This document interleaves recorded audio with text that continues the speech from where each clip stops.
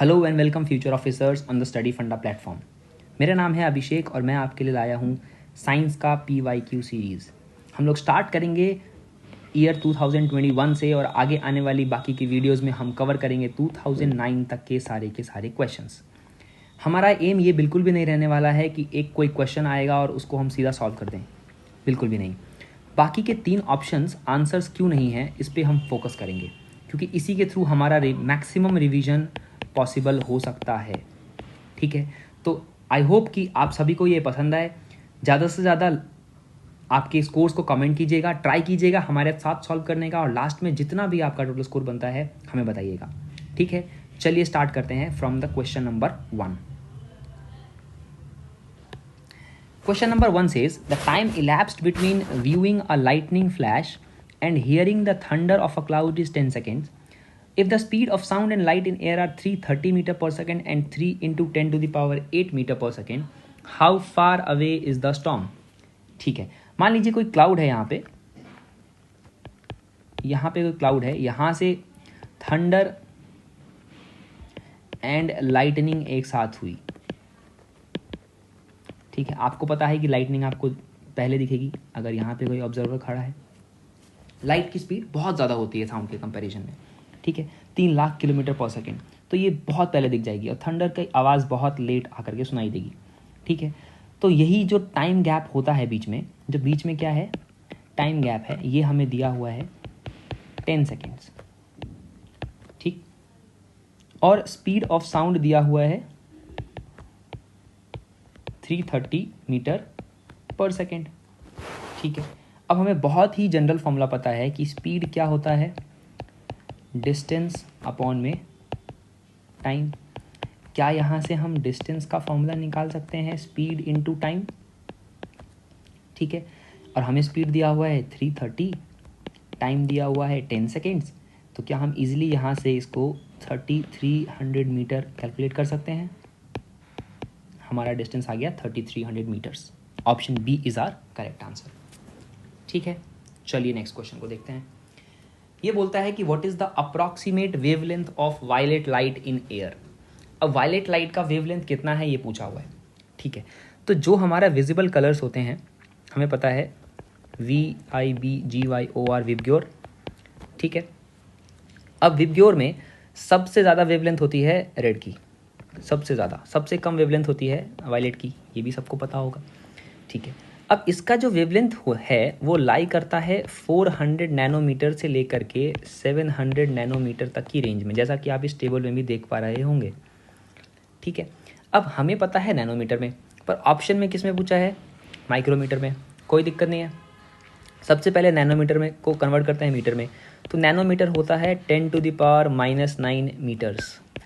ठीक है, अब इसको हम लिख सकते हैं 400 into 10 to the power -3 into 10 to the power -6, क्योंकि जो 1 माइक्रोमीटर होता है वो होता है 10 टू द पावर -6 मीटर के बराबर। ठीक है, अब यहाँ से क्या मैं लिख सकता हूँ 400 into 10 to the power -3 micrometre. ठीक है, क्योंकि ये इतना होता है। अब इतने को मैं लिख सकता हूँ 0.4 माइक्रोमीटर। ऑप्शन डी हमारा करेक्ट आंसर आ जाएगा। I hope you have understood this. चलिए नेक्स्ट क्वेश्चन देखते हैं। क्वेश्चन नंबर 3 ये बोलता है कि which electromagnetic radiation is used to cook food. ठीक है, अब इलेक्ट्रोमैग्नेटिक रेडिएशंस वो रेडिएशंस होती हैं जिनको ट्रैवल करने के लिए, या बोलें तो जिनको प्रोपेगेट करने के लिए, एक जगह से दूसरी जगह जाने के लिए मीडियम की ज़रूरत नहीं होती, मीडियम की कोई आवश्यकता नहीं होती है। वो इजीली सॉलिड, लिक्विड, गैस या फिर वैक्यूम के थ्रू ट्रैवल कर सकते हैं। ठीक है, ये अलग अलग तरीके के हैं, यहाँ पे दिए हुए हैं, देखिए gamma rays, X rays, UV rays, visible, infrared, microwave and radio wave. ठीक है, इनके यूजेस भी मैंने आपके लिए लिस्ट डाउन कर दिए हैं, आप इसको ईजिली याद रख सकते हैं। ठीक है, पर यहाँ पे क्वेश्चन में जो हमसे पूछा है उसको देखते हैं। क्वेश्चन में पूछता है कि फूड कुकिंग के लिए कौन सा यूज़ होता है, तो इंफ्रारेड जो है वो यूज़ होता है सोलर कुकर में, और जो माइक्रोवेव है वो हमारे घरों में ओवन में यूज़ होता है। ठीक है, तो इसके हिसाब से क्या आंसर सी है हमारा, बिल्कुल आंसर सी है। चलिए नेक्स्ट क्वेश्चन देखते हैं। क्वेश्चन नंबर 4 बोलता है कि an object is placed 10 centimetre in front of a lens, the image formed is real, inverted and of same size as of the object, what is the focal length and nature of the lens. ठीक है, चलिए देखते हैं। Lens की बात हो रही है। अब आप लेंस का डायग्राम क्वेश्चन, ये चैप्टर दिया हुआ है जो ह्यूमन आई वाला चैप्टर है साइंस में, उसमें दिया हुआ है, आपको एक पूरा टेबल मिल जाएगा। उसमें आप लेंस का अगर रे डायग्राम देखिएगा आपको पता चलेगा, अगर किसी भी चीज़ को हम रखते हैं 2f पे तो उसका इमेज भी बनता है 2f पे ही। ठीक है, वो सेम साइज का बनता है। ठीक है, बस रियल एंड इन्वर्टेड बनता है। ठीक है, अब ये होता कब है? ये होता है कॉन्वेक्स लेंस के केस में। ठीक है, कॉन्वेक्स लेंस के केस में। ठीक है, और कॉन्वेक्स लेंस की बेसिक प्रॉपर्टी होती है कि ये क्या होता है, कन्वर्जिंग होता है। ठीक है, मतलब लाइट जो भी आएगी उसको एक जगह पे इकट्ठे कर देगा। ठीक है, चलिए, तो क्या इसके हिसाब से हमें पता चल गया कि 2f क्या दिया हुआ है, 10 सेंटीमीटर, मतलब इसकी हमें लेंथ दी हुई है क्या, 10 सेंटीमीटर, और हमको बोला है क्या कि f निकालने के लिए, तो हम यहाँ से f इक्वल्स टू 10/2 निकाल सकते हैं। f क्या हो जाएगा हमारा, 5 सेंटीमीटर। और अभी मैंने आपको बताया कि कॉन्वेक्स लेंसेज की बेसिक प्रॉपर्टी क्या होती है कि ये कन्वर्जिंग होते हैं, तो क्या हमारा आंसर ए हो जाएगा? बिल्कुल हमारा आंसर ए हो जाएगा। ठीक है, चलिए नेक्स्ट क्वेश्चन देखते हैं। क्वेश्चन नंबर 5 कहता है which one of the following statements with regard to a short sighted person is correct. ठीक है, अब शॉर्ट साइटेड पर्सन कौन होता है? ठीक है, शॉर्ट साइटेड पर्सन वो होता है जिसको कि नियर विजन सही हो पर फार विजन ब्लरी दिखती हो, उसको फार दूर की उसकी नज़र कमज़ोर हो, तो इसको हम बोलते हैं शॉर्ट साइटेडनेस। ठीक है, इसका जस्ट उल्टा होता है जिसमें कि इंसान का नियर विजन सही नहीं होता, नियर विजन ब्लरी होता है, साफ धुंधला दिखता है, उसको साफ नहीं दिखता, और जो फार विजन होता है वो सही होता है। ठीक है, इसको हम बोलते हैं फार साइटेडनेस। ठीक है, एक तीसरा केस होता है जिसमें ना ही नियर विजन सही होता है ना ही फार विजन सही होता है। ठीक है, इसको हम बोलते हैं प्रेस बायोपिया। ठीक है, चलिए, ऐसे ही अलग अलग नाम इन दोनों के लिए भी हैं, जैसे कि इसके लिए नाम है मायोपिया, इसके लिए नाम है हाइपरमेट्रोपिया। ठीक है, अब आपने देखा होगा जनरली जब हम स्कूल टाइम पे होते थे या कॉलेज टाइम पे भी, तो एट द एज ऑफ मतलब एडोलेसेंस बच्चों को स्पेक्स लगते थे। उनको क्यों स्पेक्स लगते थे? बिकॉज उनको बोर्ड के ऊपर क्या लिखा हुआ है वो नहीं दिखता था। वो इसलिए नहीं दिखता था क्योंकि उनका दूर की नज़र क्या हो जाती थी, कमज़ोर हो जाती थी, पर पास की नज़र ठीक रहती थी। तो जनरली ये यंग एज में हो जाता है, ऐसा नहीं है कि बाद में नहीं हो, बाद में भी होगा, बट जनरली ये यंग एज में आपको देखने को मिलेगा। ठीक है, अब ये देखिए, सभी के घर में ग्रैंड पेरेंट्स होंगे, आपने देखा होगा कि वो जनरली विदाउट स्पेक्स ईजिली चीज़ों को कर सकते हैं, बट जैसे ही मान लीजिए कि वो बैठे हैं, उनको पढ़ना है एक न्यूज़पेपर या उनको पढ़नी है एक बुक, तो they will find their glasses, उनको चश्मे की ज़रूरत पड़ेगी। तो चश्मे की ज़रूरत क्यों पड़ती है? क्योंकि पास की नज़र उनकी कमज़ोर है। ठीक है, तो वो वाला डिफेक्ट कौन सा हो जाएगा? हाइपरमेट्रोपिया। प्रेस बायोपिया में तो दोनों ही चीज़ें खराब हो जाती है, तो इसमें हमें क्या होता है, बाईफोकल लेंस यूज़ करते हैं। ठीक है, अब देखिए मायोपिया में कौन सा लेंस यूज़ होगा, तो उसके लिए हमें बेसिक प्रॉपर्टी पता होनी चाहिए। ये है हमारा रेड डॉट, क्या है? रेटिना है, रेटिना। अब मायोपिया में जो इमेज होती है वो रेटिना से पहले ही बन जाती है। अब हमें क्या चाहिए? Concave lens. कॉनकेव लेंस होती है डाइवर्जिंग, ये क्या कर देगा, यहाँ से रेज को डाइवर्ज करके यहाँ तक ले आएगा, तो यहाँ पे इमेज बन जाएगी। ठीक है, इन केस ऑफ मायोपिया। अब अगर हाइपरमेट्रोपिया में क्या होगा, हाइपरमेट्रोपिया में जो इमेज है वो रेटिना से भी पीछे बनती है, तो इस केस में हमें क्या चाहिए? इस केस में हमें चाहिए कॉन्वेक्स, जो कि क्या करेगा, रेज को कन्वर्ज कर देगा रेटिना पे। ठीक है, ओके, तो अभी यहाँ पे देखते हैं ऑप्शंस। तो a short sighted person sees the near objects blurred, near object blur हो ही नहीं सकता क्योंकि ये क्या है, short sighted person. Short sighted में क्या है, नियर ऑब्जेक्ट क्लियर दिखेगा उसको, ये ब्लर, तो ये ऑप्शन गलत हो गया। सेकंड ऑप्शन क्या है, short sighted person sees the near objects clearly but distant objects blur, क्या यही है हमारे पास? यही है अभी तक तो। And a concave lens is use to correct this defect. बिल्कुल सही आंसर। ठीक है, हमने अभी डिस्कस किया कि नियर विजन क्लियर होगी, फार विजन क्लियर नहीं होगी, और उसको ठीक करने के लिए हम यूज करेंगे कॉन्केव लेंसेज। तो option B is our correct answer. ठीक है, चलिए क्वेश्चन नंबर 6 देखते हैं।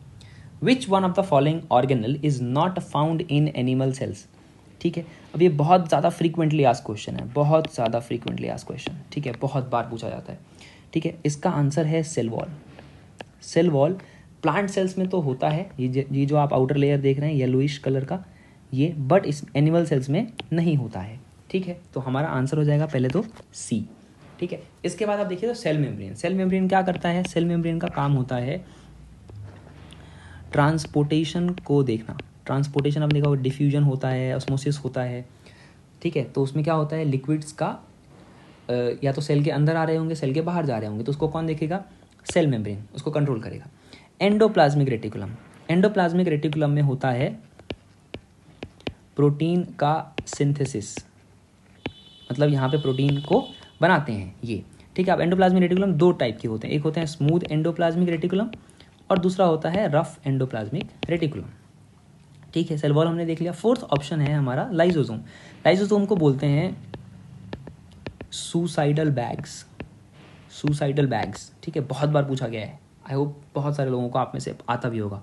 Suicidal bags of the cell, ये होते हैं लाइसोसोम्स। ठीक है, चलिए नेक्स्ट क्वेश्चन देखते हैं। नेक्स्ट क्वेश्चन कहता है the which one of the following plant tissues has large air spaces. ठीक है, अब अगर प्लांट टिश्यूज देखें तो क्या होते हैं प्लांट टिश्यूज? प्लांट टिश्यूज दो तरह के होते हैं, एक तो होते हैं मेरिस्टेमेटिक टिश्यूज और दूसरे होते हैं परमानेंट टिश्यूज। मेरिस्टेमेटिक इसलिए क्योंकि इसमें अभी भी सेल डिवीजन हो रही होती है। ठीक है, तो ये ग्रो करने के लिए अभी भी एलिजिबल होते हैं या कैपेबल होते हैं। परमानेंट में क्या होता है, सेल डिवीजन स्टॉप हो जाती है, मतलब जितना होना था हो गया, अब उससे ज़्यादा सेल डिवीजन नहीं होती। ठीक है, तो ये जैसे हैं वैसे रह जाते हैं। इसमें दो टाइप होता है, simple permanent tissues and complex permanent tissues. Simple permanent की अगेन अलग अलग टाइप्स हैं, जैसे कि हो गया पैरेनकाइमा, कॉलेनकाइमा और स्क्लेरेनकाइमा। ठीक है, अब पैरेनकाइमा वो पार्ट ऑफ द प्लांट है जहाँ पे क्या होता है कि ये बनाता है, it makes the photosynthetic tissue. जो भी टिश्यूज जो फोटोसिंथेसिस के टाइम पे काम आएंगी या फोटोसिंथेसिस को कराएंगी, वो बनाता है कौन? पैरेनकाइमा। ठीक है, अब पैरेनकाइमा का वो पार्ट जो कि क्लोरोप्लास्ट को स्टोर करके रखता है, ठीक है, अपने पास, उसको हम बोल देते हैं, क्योंकि वो क्लोरोप्लास्ट को रख रहा है और वो पैरेनकाइमा है, तो उसको हम बोल देते हैं क्लोरेनकाइमा। और वो पार्ट जिसमें कि एयर स्पेसेस हैं, पैरेनकाइमा का वो पार्ट जिसमें एयर स्पेसेस हैं, उसको हम बोलते हैं एरेनकाइमा। ठीक है, तो यहाँ पे क्या ये पॉइंट आपको क्लियर आया? ये एक्चुअली पार्ट है पैरेनकाइमा का और इसमें एयर स्पेसेस होते हैं, तो इसको बोलते हैं एरेनकाइमा। ठीक है, तो क्या हमारा ऑप्शन डी इसके हिसाब से आपको समझ में आ गया आंसर है? ठीक है, it has large air spaces. मैं आपको इसका डायग्राम भी दिखाता हूँ, ये देखिए, इसमें ये लार्ज एयर स्पेसेस हैं टिश्यूज़ के बीच में, आप इसमें भी देखिए। ठीक है, ये आप पूरा सिंपल आराम से मिलेगा कहाँ पे? एनसीईआरटी में। ठीक है, ये देखिए, they are usually loosely arranged, thus large spaces between cells are found in this tissue. ठीक है, and because of that it is such parenchyma type is called aerenchyma. ठीक है, आई होप दैट्स क्लियर। चलिए next question देखते हैं, which one of the following is not a connective tissue. ठीक है, अब इसमें देखते हैं पहले कि कनेक्टिव टिश्यूज़ क्या होते हैं। कनेक्टिव टिश्यूज़ क्या होते हैं?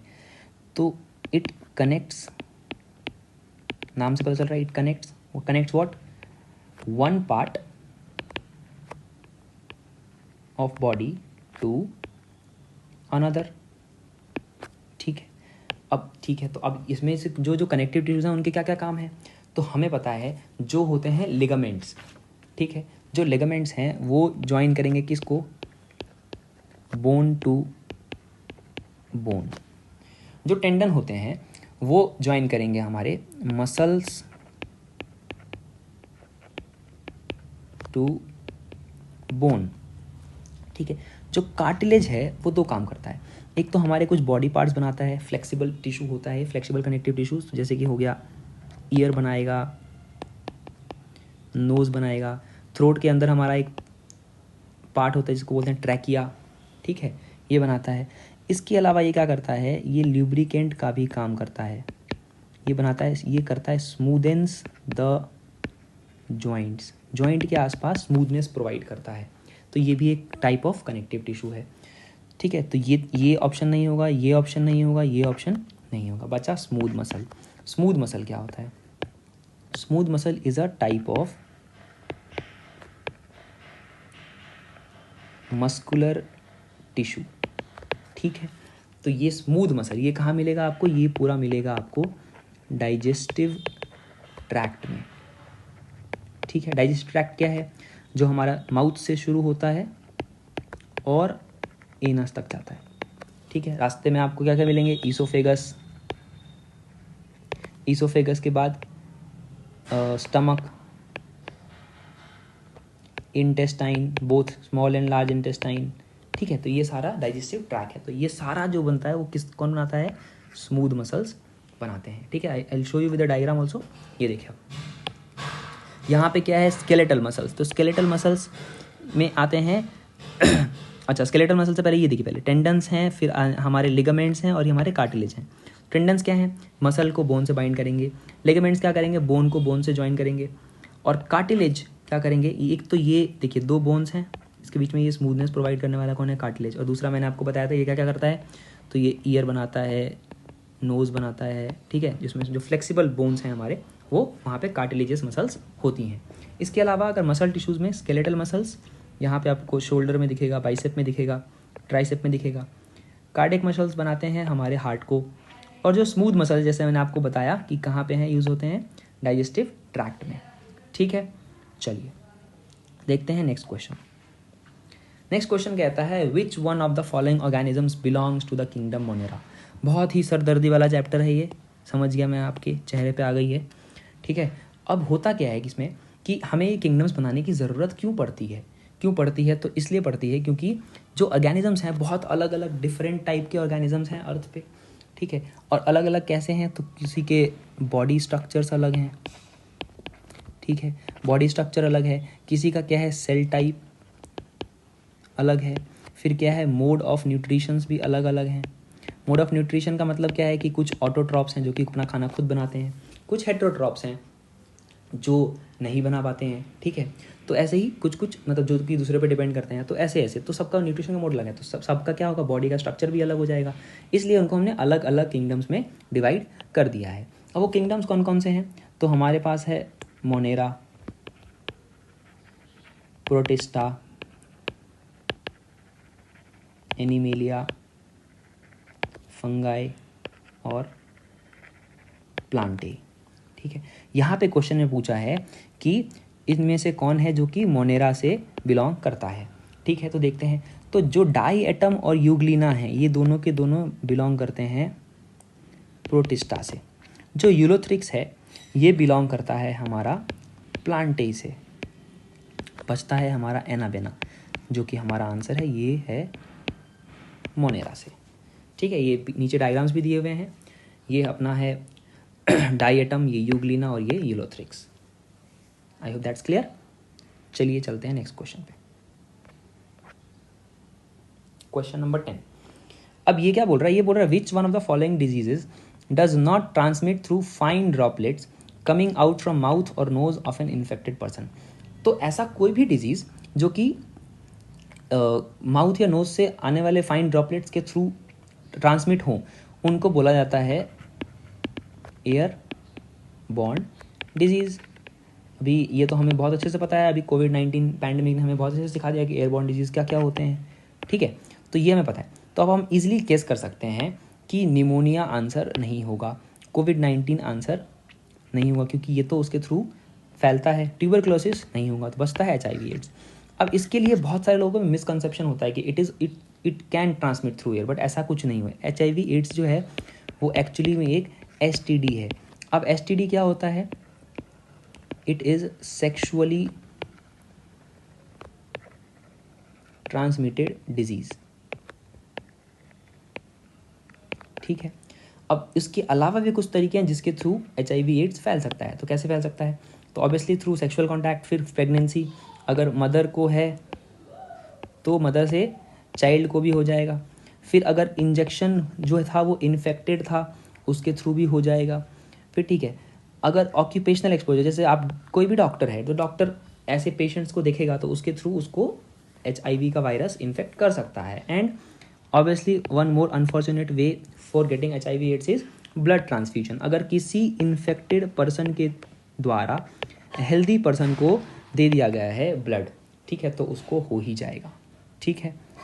Alright, let us see the next question. ये क्वेश्चन बोलता है that which one of the following is not a break down product of glucose during respiration, ठीक है। हमें पता है कि रेस्पिरेशन के टाइम पर ग्लूकोज का ब्रेक डाउन होता है, ठीक है। अब ये दो केसेस में होता है, वन होता है इन एब्सेंस ऑफ ऑक्सीजन और दूसरा होता है इन प्रेजेंस ऑफ ऑक्सीजन, ठीक है। तो एब्सेंस में दो केसेस हैं, एक तो है हमारा जब होगा यीस्ट में और दूसरा है जब होता है मसल्स में। मसल्स में कब होता है? जब मसल्स एग्जॉस्ट हो जाते हैं, एग्जॉस्ट आफ्टर दी एक्सरसाइज या एनी वर्कआउट, तब होता है, ठीक है। तो ये क्वेश्चन भी बहुत इंपॉर्टेंट है कि एग्जॉस्ट होने के बाद मसल्स में कौन सा एसिड प्रोड्यूस होता है, तो वो होता है लैक्टिक एसिड। चलिए, अब ये क्वेश्चन बोलता है कि कौन सा इसमें से ब्रेकडाउन नहीं है, तो हम इजीली देख सकते हैं कि जब ईस्ट में होता है तो एथेनॉल बनता है, CO2 बनता है, एनर्जी रिलीज होती है। और जब मसल्स में होगा तो लैक्टिक एसिड प्लस एनर्जी। और माइटोकॉन्ड्रिया में जब होगा, जो कि power house of our cell है, उसमें कार्बन डाइऑक्साइड बनेगा, वाटर बनेगा और एनर्जी बनेगा। कहीं भी हमें मेथनॉल नहीं दिख रहा है, यही है हमारा आंसर, ठीक है। चलिए नेक्स्ट क्वेश्चन को देखते हैं। Question number 12 says which one of the following is an example of endothermic reaction, ठीक है। एंडोथर्मिक रिएक्शन क्या होता है? तो मान लीजिए कोई एक सिस्टम है जिसमें से हीट को क्या उसको ना चाहिए, उसको हीट चाहिए, वो हीट को एब्जॉर्ब कर रहा है, ठीक है। और दूसरा एक सिस्टम है जिसमें से हीट रिलीज हो रही है, ठीक है। ये क्या कर रहा है? हीट को रिलीज कर रहा है, ठीक है।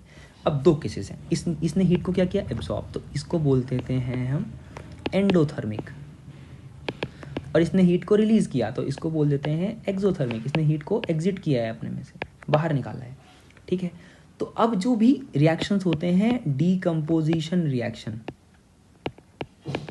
ठीक है, डीकम्पोजिशन रिएक्शन के केस में हमेशा जो हीट होगा वो होगा एब्जॉर्ब, ठीक है।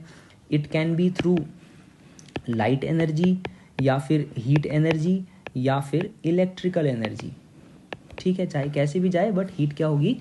एब्जॉर्ब होगी।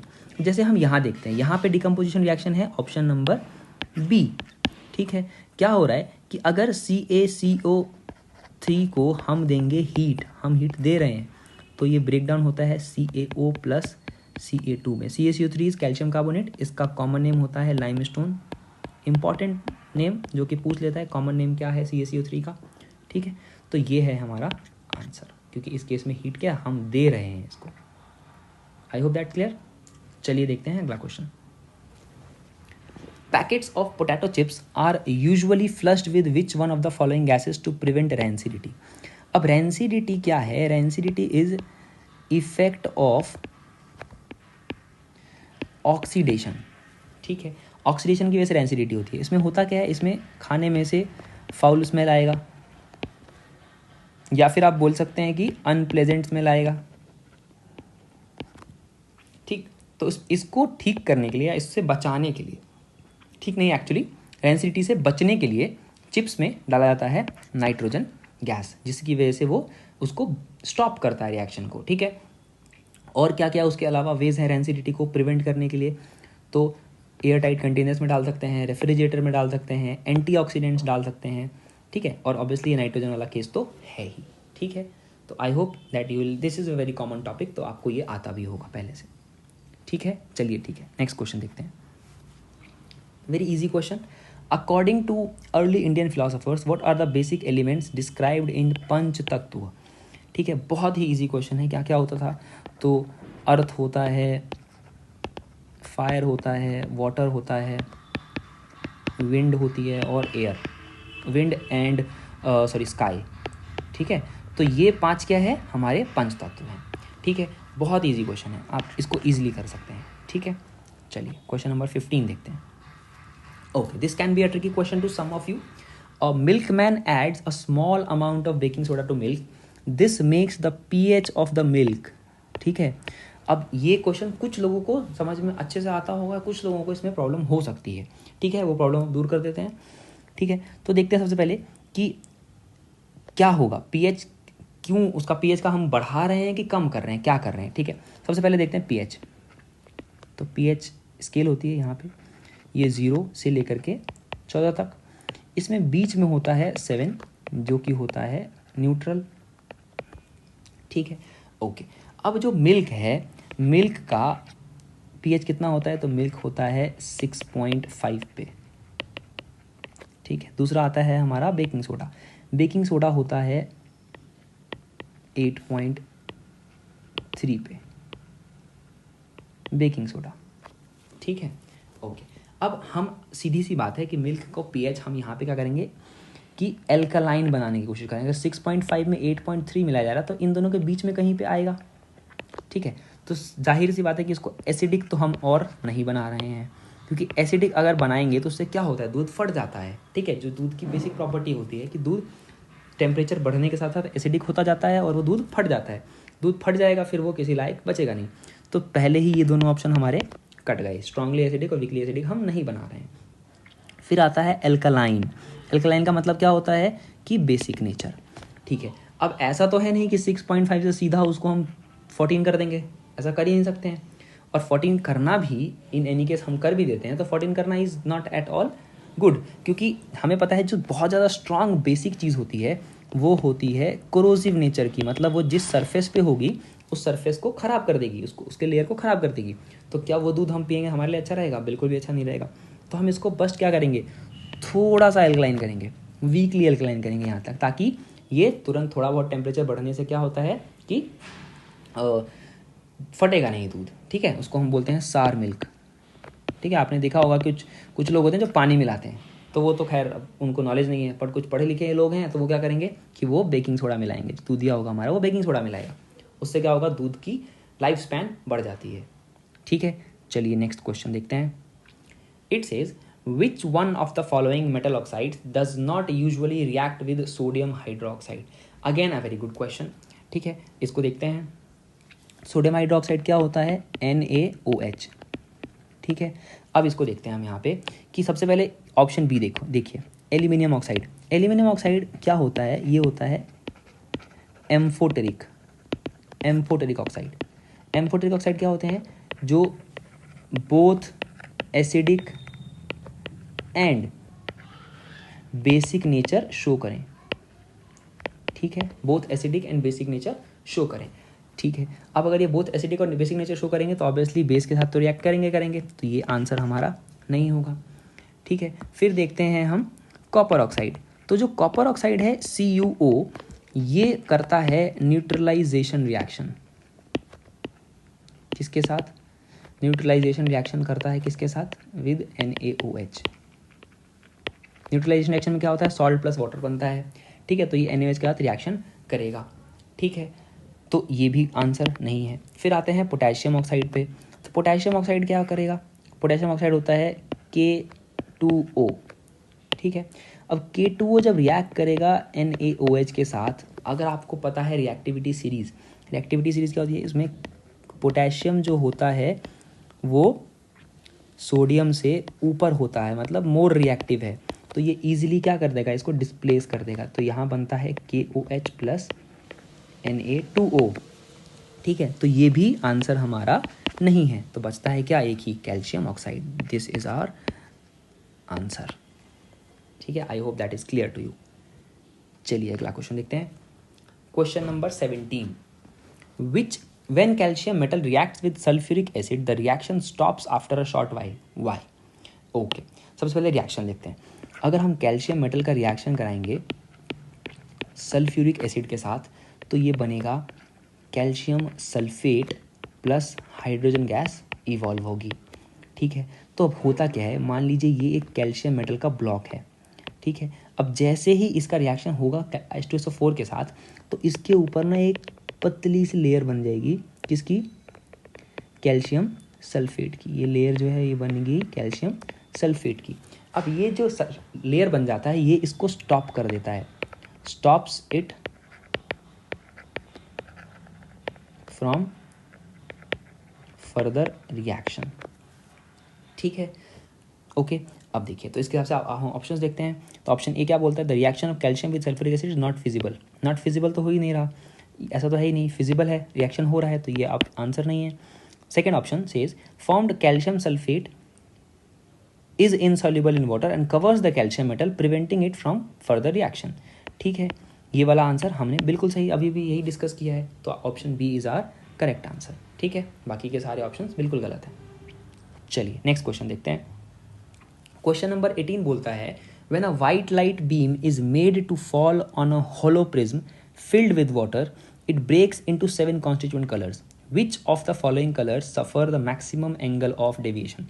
Okay, अब देखिए अगर किसी चीज़ का एंगल ऑफ डेविएशन ज़्यादा है उसका जाहिर सी बात है कि उसका जो वेवलेंथ होगा जिसको हम लैम्डा से रिप्रेजेंट करते हैं उसका वेवलेंथ बहुत ही कम होगा. ठीक है, और इसका उल्टा अगर एंगल ऑफ डेविएशन कम है इसका मतलब उसका वेवलेंथ ज़्यादा होगा. अब जो कलर्स हैं विबग्योर, इसमें हमें पता है सबसे ज़्यादा वेवलेंथ किसका है, रेड का. रेड का वेवलेंथ सबसे ज़्यादा है, वायलेट का वेवलेंथ सबसे कम है, तो इसका एंगल ऑफ डेविएशन सबसे ज़्यादा होगा, इसका एंगल ऑफ डेविएशन सबसे कम होगा. तो आपको पता है आंसर क्या है, बी. आप इसको ईजिली इसमें भी देख सकते हैं. ये देखिए यहाँ पे सबसे ज़्यादा डेविएशन किसका हो रहा है, वायलेट का. रेड तो आराम से जा रहा है थोड़ा सा. ठीक है, चलिए अगला क्वेश्चन देखते हैं. Which one among the following is not a luminous object.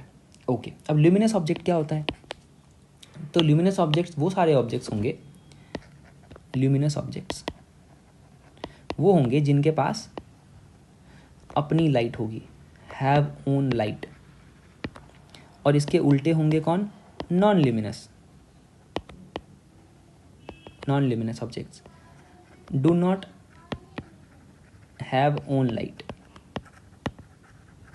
ठीक है, ये दूसरों की लाइट को रिफ्लेक्ट करते हैं, जैसे कि कौन से हो गए, प्लैनेट्स, मून. ठीक है, और ल्यूमिनस कौन से होते हैं, तो स्टार्स. ठीक है, अब ऑप्शन में देखिए सन क्या स्टार है, बिल्कुल है, तो ये आंसर नहीं है. प्रॉक्सिमा सेंचुरी एक स्टार है, ये भी आंसर नहीं है. अल्फा सेंचुरी एक स्टार है, ये भी आंसर नहीं है. आंसर हमारा है जुपिटर, जो कि एक प्लैनेट है जिसके पास अपनी लाइट नहीं है. ठीक है, चलिए नेक्स्ट क्वेश्चन देखते हैं. नेक्स्ट क्वेश्चन, क्वेश्चन नंबर 21, ये बोलता है कि let an electric current of 1.5 ampere flow through an incandescent lamp in a circuit. What is the amount of charge that flows through it in 10 milliseconds? ठीक है, अब अगर देखें हमें दिया हुआ है क्या क्या, तो हमें दिया हुआ है I कितना है 1.5 एम्पियर, हमें दिया हुआ है टाइम जो है 10 मिली सेकेंड्स. इसको अगर हम सेकेंड में कन्वर्ट करेंगे तो हो जाएगा 10 इंटू 10⁻³ सेकेंड्स. ठीक है, अब हमें बोला है क्या निकालने के लिए, Q निकालने के लिए बोला है. तो Q का फॉर्मूला क्या था, I इक्वल टू होता है Q/T, तो Q इक्वल टू हो जाएगा I इंटू टी. अब यहाँ पे बस वैल्यू पुट कर दीजिए, तो 1.5 इंटू 10⁻³ इसको सॉल्व करेंगे आएगा 0.015 कूलम जो हमारा चार्ज है. इसके हिसाब से हमारा आंसर हो जाएगा ऑप्शन ए. आई होप ये बहुत ज़्यादा इजी था, आपको समझ में आ गया है. चलिए नेक्स्ट क्वेश्चन को देखते हैं. नेक्स्ट क्वेश्चन कहता है that which one among the following is not a renewable energy source. अब देखते हैं सबसे पहले कि रीन्यूएबल एनर्जी सोर्स क्या होता है. एक होता है रीन्यूएबल, दूसरा होता है नॉन रीन्यूएबल. नॉन रीन्यूएबल, तो रीन्यूएबल वो होगा जो कि इनएग्जॉस्टिबल होगा, जो कि कभी ख़त्म नहीं हो सकता. नॉन रीन्यूएबल है जो एग्जॉस्टिबल है, जो कि ख़त्म हो जाएगा थोड़े टाइम के बाद यूज़ करते करते। ये होते हैं नॉन पोल्यूटिंग, ये इन्वायरमेंट को पोल्यूट नहीं करेंगे, और ये एकदम पोल्यूटिंग होते हैं। ठीक है, जैसे कि आप नॉन रिन्यूएबल के एग्जांपल्स हो सकते हैं, क्या होंगे? फॉसिल फ्यूल, जो हमारा पेट्रोल है, डीजल है, ये सब क्या है? बहुत ज़्यादा पोल्यूटिंग है और ये ख़त्म हो जाएंगे, हमें सबको पता है। तो हम अभी अल्टरनेट सोर्सेज ढूंढ रहे हैं। अब नॉन पोल्यूटिंग और रिन्यूएबल क्या क्या है? तो ये हैं solar, tidal, geothermal, hydro electric और या हाइड्रो पावर, एक ही बात है। ठीक है, ये सारे क्या हैं? रिन्यूएबल सोर्सेज हैं। ठीक है, तो यहाँ पे आप देखिए, सोलर रिन्यूएबल सोर्स है, ये आंसर नहीं होगा। विंड रिन्यूएबल सोर्स है, ये आंसर नहीं होगा। हाइड्रो इलेक्ट्रिक भी क्या है? अब पानी के चक्कर में आप कोई किसी को लगता है कि water is a non renewable, क्योंकि पानी एक बार चला गया, पानी जाता नहीं है। यहाँ पे कोई पानी था, ये मान लीजिए इवेपोरेट हो गया, इवेपोरेट होकर ऊपर जाके कंडेंस हो जाता है, वापस से ये कहीं जाके बरस जाएगा, प्रेसिपिटेशन हो जाती है, तो पानी का साइकिल तो चलता रहता है। ठीक है, तो ये भी आंसर नहीं होगा, ये बहुत ज़्यादा रिन्यूएबल सोर्स है। एक ही बचता है हमारा न्यूक्लियर एनर्जी, जो हमारा एटम बॉम्ब्स में ये भी यूज़ होता है। ठीक है, तो ये ख़त्म भी हो सकता है और ये पोल्यूटिंग भी है। ठीक है, चलिए, काफ़ी रेडियो एक्टिविटी भी शो करता है। चलिए नेक्स्ट क्वेश्चन देखते हैं। Question number 23, which one of the following is not a function of chlorophyll? ठीक है, अब क्लोरोफिल क्या होता है? सबसे पहले तो chlorophyll is a green pigment in plant which is responsible for green colour of leaf and stem. ठीक है, अब ये इसके लिए रिस्पॉन्सिबल है। उसके बाद इसका और क्या क्या काम है?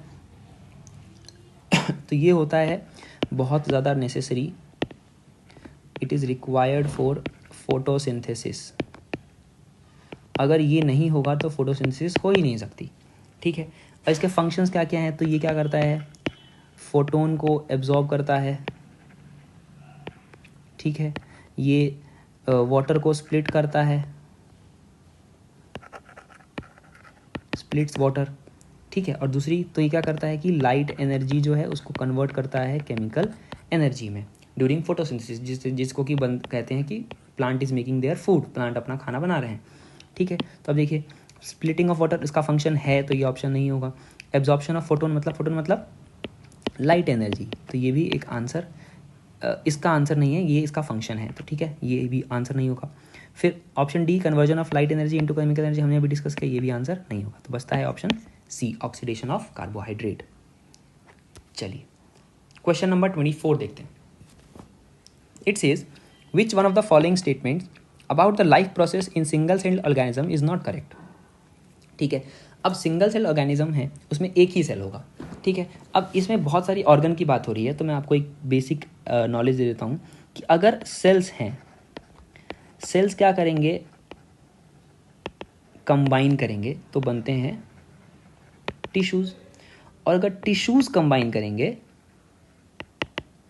तो बनते हैं ऑर्गन्स। ठीक है, तो आप देखिए कि option A, they require separate organ for food Uptake, यही गलत हो गया।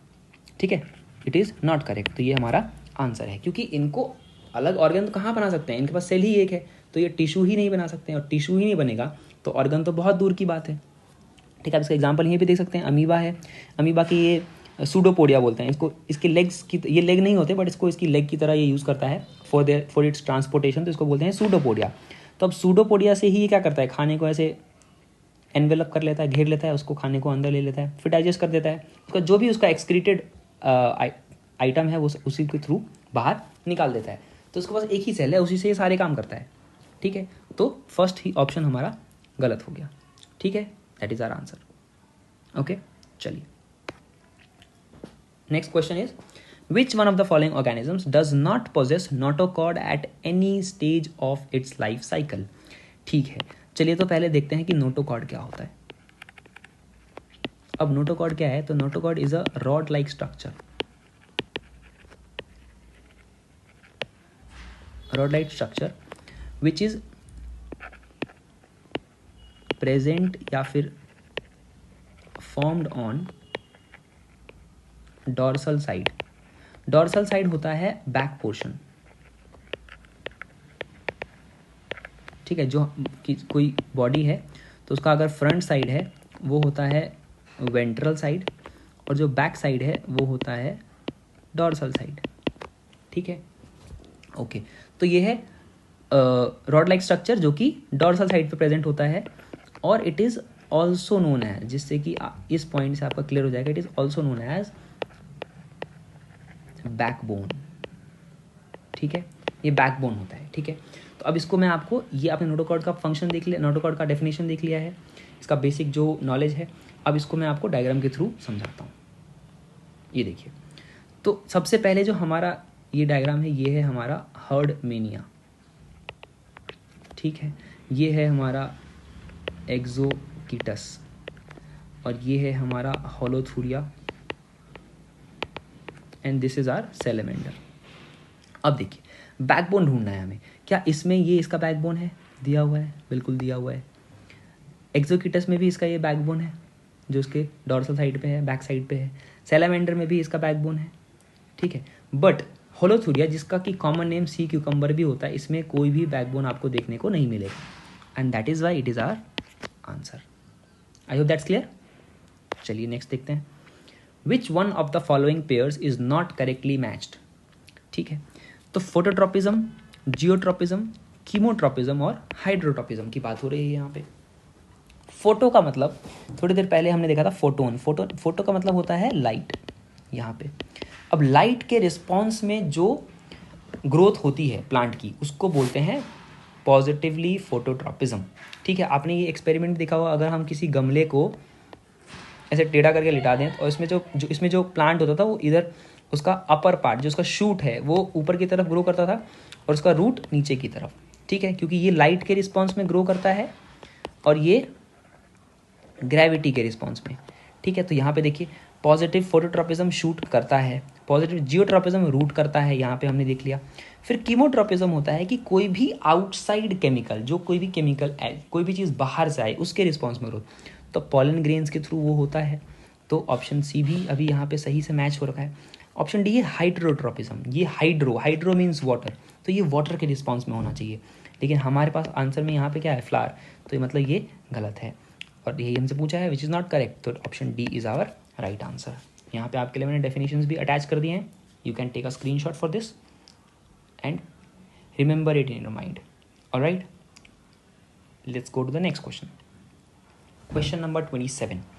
Which one of the following metals does not react with oxygen, water or acids? ठीक है, अब रिएक्ट कौन नहीं करेगा? रिएक्ट वो नहीं करेगा जो रिएक्टिव नहीं होगा, सीधी सी बात है।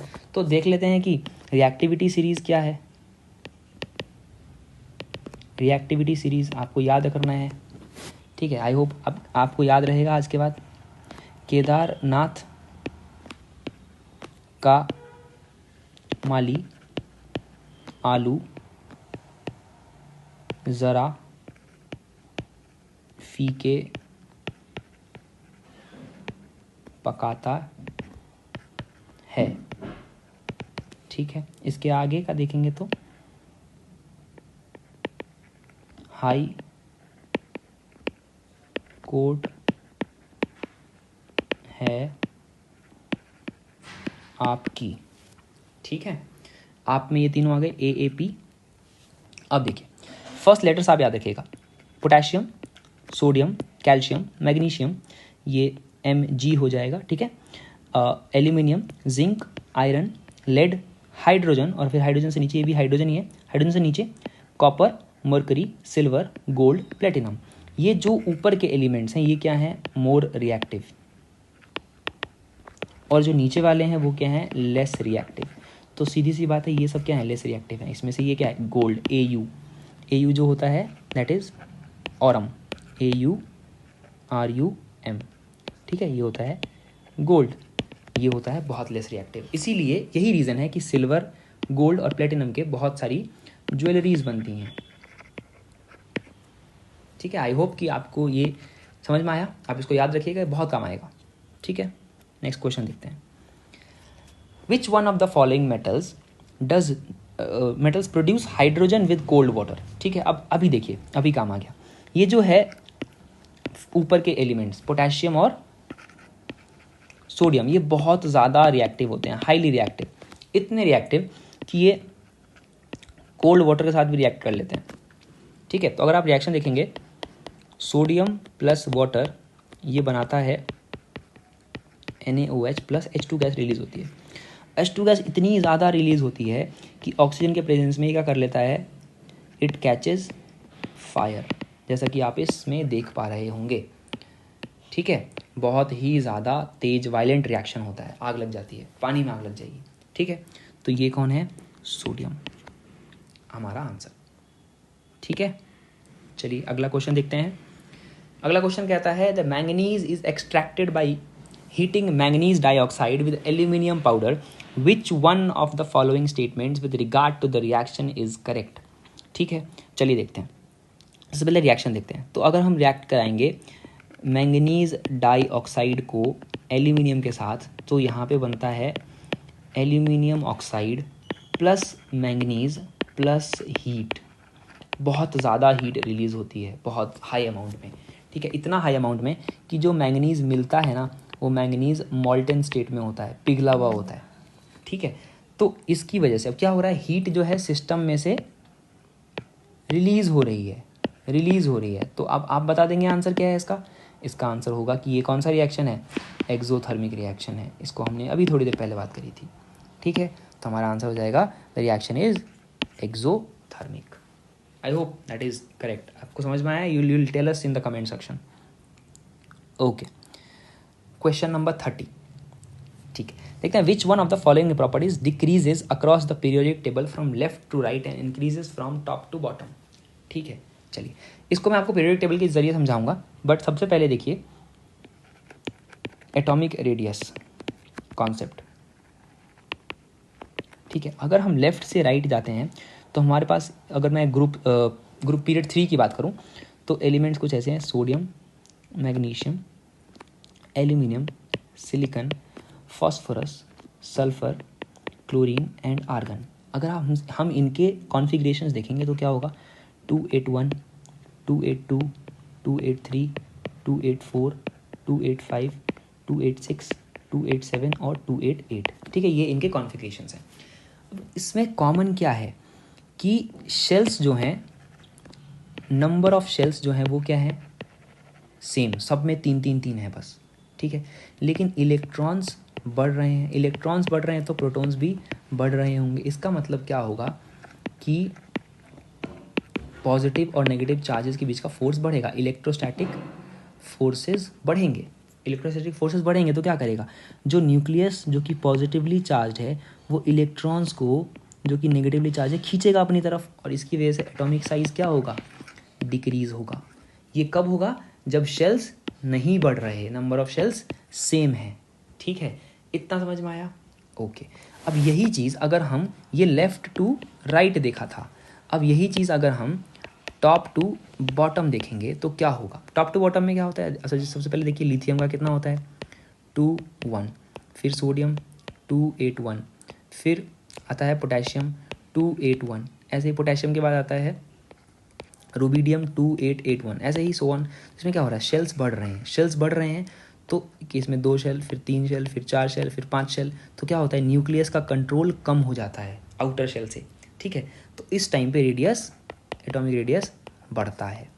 ठीक है, मतलब लेफ्ट से राइट एटॉमिक रेडियस कम होता है and top to bottom atomic radius बढ़ता है। ठीक है, अगर लेफ्ट टू राइट बात करें, लेफ्ट टू राइट तो एटॉमिक रेडियस कम होगा, और टॉप से लेके बॉटम तक बात करें तो एटॉमिक रेडियस बढ़ेगा।